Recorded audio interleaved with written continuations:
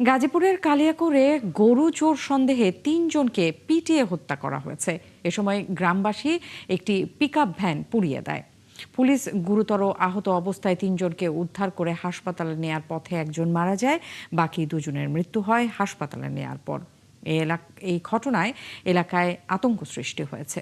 জাহিদুল ইসলাম অনিকের তথ্য, ছবিতে প্রতিবেদন। রোববার ভোরে 10 থেকে 12 জনের একটি সংঘবদ্ধ চোর চক্র বাঘচালা গ্রামের আবু বক্কর সিদ্দিকের বাড়িতে হানা দেয়।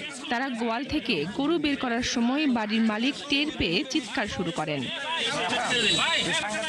গ্রামবাসীরা লাঠি সোঁটা নিয়ে বেরিয়ে এসে ওই বাড়ি ঘেরাও করে।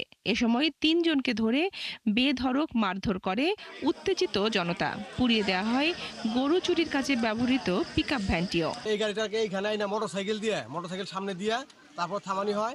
এখন দেখা যায় গাড়ির ভিতরে আপনার অপরিচিত মানুষ, এই এলাকার মানুষ আছে, এলাকারও মানুষ আছে কিছু জড়িত।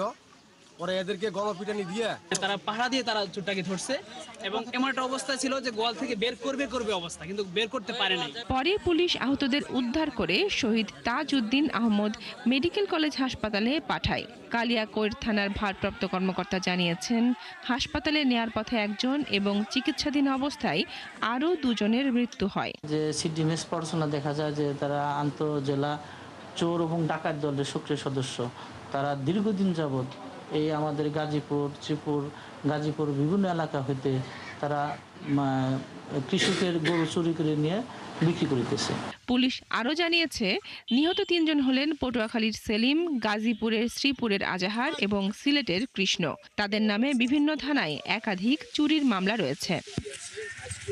বনশ্রী হালদার, ৭১।